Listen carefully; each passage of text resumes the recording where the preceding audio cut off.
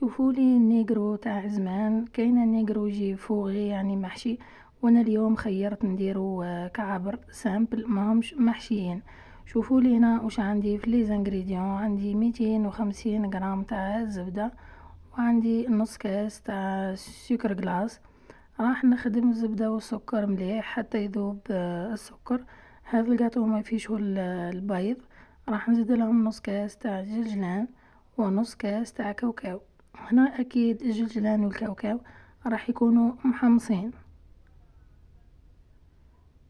ندخل المكونات مع بعضها مليح ونزيد لها نص كاس تاع المايزينا ونص ساشي تاع خميره.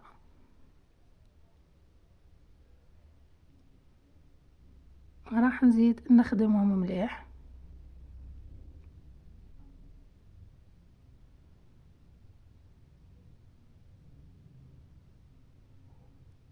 وانا راح نبدا نشيح فيه بالفارينة. هنا ضفت الكاس الاول.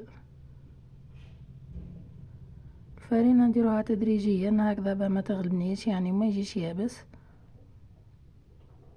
وهنا ضفت الكاس الثاني. انا ما حبيتش يعني نكوبي المقطع هكذا باش تعرفوا شحال بدا معايا في الفارينة.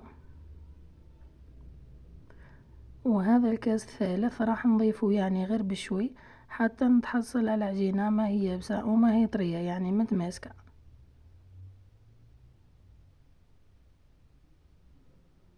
وهنا شوفوا لي القوام تاع العجينة يعني راها تبان. هذا الكاس الثالث ديت منه يعني النص. انا راح نحط العجينة تاعي في ساشي هكذا باه ما تشيحليش. وراني كنت حطيت الفور يعني يسخن. انا نجيبو بلاطو ونبدو نكورو الجاتو تاعنا. هنا درتهم 20 غرام، ما نكبرش الحبة على خاطر فيها الخميرة وراح تزيد تطلع. هذه الكمية طيحت لي 43 يعني حبة يعني جزاك الله يبارك. طيبته لمدة ربع ساعة على 180 درجة. شوفوا لي هنا كي طيبته يعني على بياض. أنا الحبة راني سايس فيها يعني راهي تذوب.